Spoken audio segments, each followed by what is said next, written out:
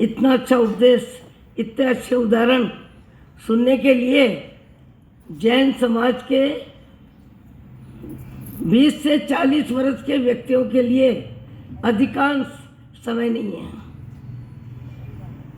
क्योंकि उनको पैसे की कीमत है, आत्मा की कीमत नहीं है।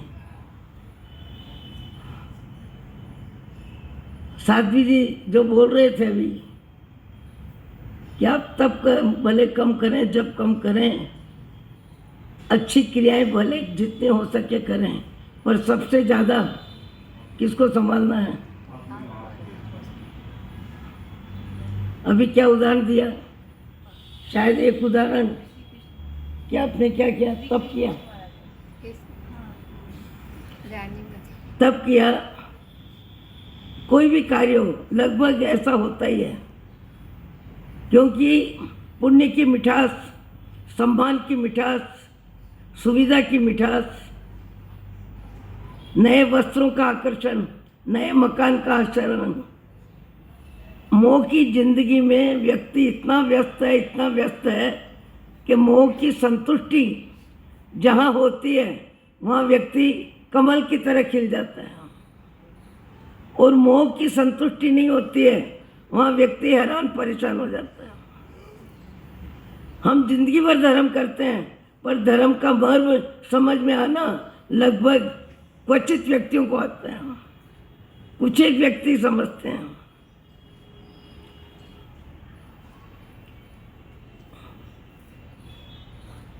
अट्ठाई का पारना हो या सम्मान समारोह किसी भी बात का हो, व्यक्ति पुण्य की भी आलोचना कर लेता है, अच्छे कार्य करके भी दुखी हो जाता है। मैंने इतना अच्छा किया, मुझे क्या मिला? सम्मान नहीं मिला तो मुझे क्या मिला? सम्मान के विचारों में बंद किसका हुआ? पाप का। साध्वी जी ने क्या कहा कि पाप के विचार कम होने चाहिए। पाप के विचार में पशु गति मिलती है, पाप के विचार में नरक गति मिलती है, पाप के विचार में जीव को संसार परिभ्रमण बढ़ता है। सबसे ज्यादा पाप छोड़ने लायक है, पाप छोड़ने लायक है। ये बात आसानी से समझ में आती नहीं है, क्योंकि व्यक्ति पुण्य का प्रेमी है। जीव चार नव तत्व का अध्ययन नहीं किया है।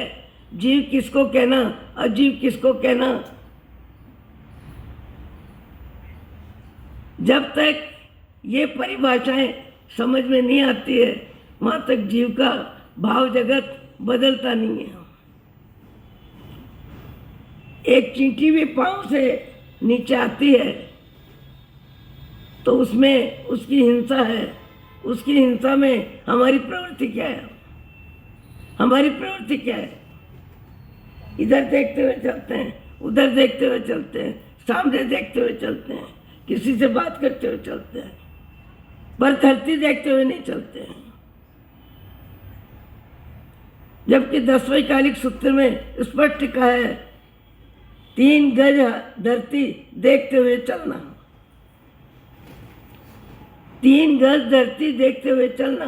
यहाँ तक भी कह दिया कि धरती पे कोई जीव नहीं था, जीव नहीं मरा, हिंसा नहीं हुई, पर उसके बाद भी आपको पाप का बंध है। पाप का बंध किस लिए है? कि जीव था नहीं इसलिए नहीं मरा, होता तो मर जाता, क्योंकि आपकी विचारों में दया भाव जीवंत नहीं था। दया भाव का व्यवहार नहीं था, आपकी आंख धरती पे नहीं थी। वो नहीं था तो नहीं मरा, यदि होता तो मर जाता।